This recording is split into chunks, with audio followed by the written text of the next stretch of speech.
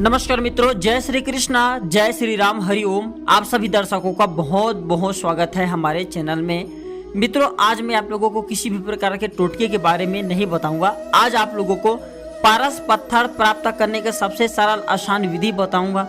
वह पारस पत्थर जिसे प्राप्त करके कोई भी व्यक्ति धनवान बन सकते हैं। पारस पत्थर को लोहे में टच कर देने से लोहे सोने बन जाते हैं, आप सभी को जरूर पता होगा।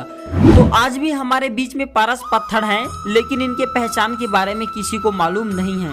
लेकिन तंत्र शास्त्रों में पारस पत्थर को पहचान करने की कई विधि बताए हैं। तंत्र शास्त्रों में पारस पत्थर को पारस मणि भी कहें।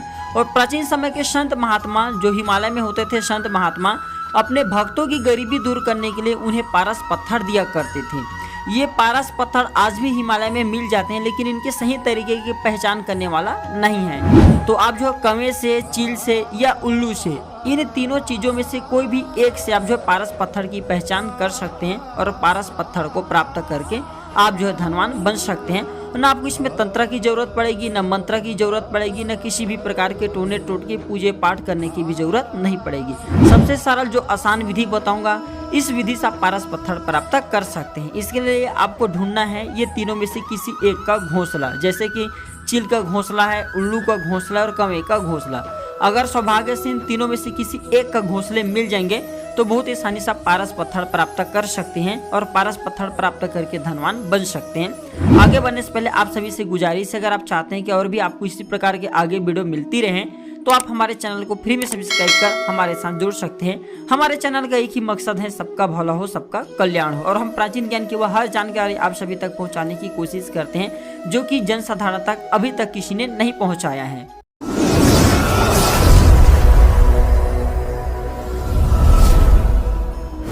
तो सबसे पहले तो आप इनमें से किसी एक का घोंसला ढूंढें और ध्यान रहे इनके घोंसले में अंडा होना जरूरी है। अब आगे आपको क्या करना, ध्यान से सुनिए। तो सबसे पहले तो आप इनके घोंसले का अंडा ले आएं और ध्यान रहे उस वक्त में ये पक्षी ना रहे, नहीं ये आपको अंडा लाते समय देखे, अन्यथा ये आपको नुकसान भी पहुंचा सकते हैं। फिर इसके लाए हुए अंडे को आपको उबाल लेना है, पानी में 15 मिनट के लिए उबालना है और पुनः घोंसले में इसके अंडे को छोड़ करके आ जाना है। जब अपने अंडे पर या बैठेंगी सेकने के लिए तो अंडे गर्म नहीं होगा, क्योंकि आपने अंडे को उबाल दिए तो अंडे गर्म नहीं होगा तो बच्चे भी नहीं पड़ेंगे। तो अब आपको इसी वक्त का ध्यान रखना है। अंडे में जी भरने के लिए जो उल्लू होगा या कौवा होगा या चील होगा या उल्लू होगा, तो ये क्या करेंगे, पारस पत्थर कुछ समय के लिए लेकर के आती हैं। उस वक्त आपको विशेष रूप से ध्यान रखना है।